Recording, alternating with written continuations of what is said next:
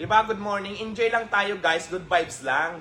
Hindi ko alam sa mga basher, bakit parang galit yata sa mundo. Inaano ko ba kayo? Inaano ko ba kayo, diba? Yung mga basher ko dyan. Mind your own business. Charot. Ang ganda ng outfit ko, guys. Outfit check. Ay, kabayo.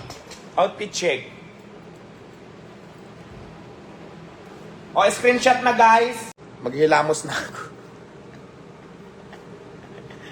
Alam nyo ba, mga basher, kung ako sa inyo, enjoy nyo lang yung buhay. Bakit parang napapansin ko, galit na galit kayo sa mundo? Galit na galit kayo sa akin, hindi ko naman kayo kilala, hindi ko naman kayo napaos na ako, no? Diba?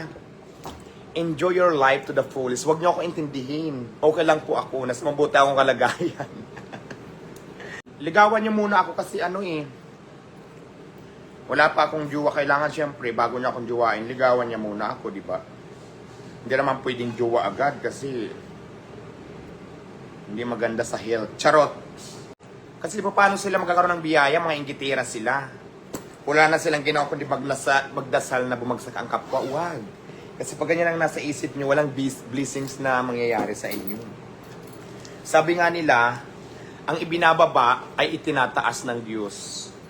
At naniniwala ako doon ng 100%.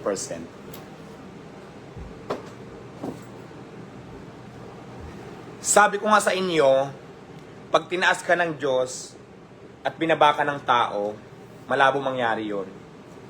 Kasi Diyos ang nagtaas sa'yo, Diyos din ang magbababa sa'yo. Kahit ilang tao pa yung magbaba sa'yo, kung itataas ka ng Diyos, wala silang magagawa. Tao lang tayo. Diyos ang may karapatan manghusga. Tama?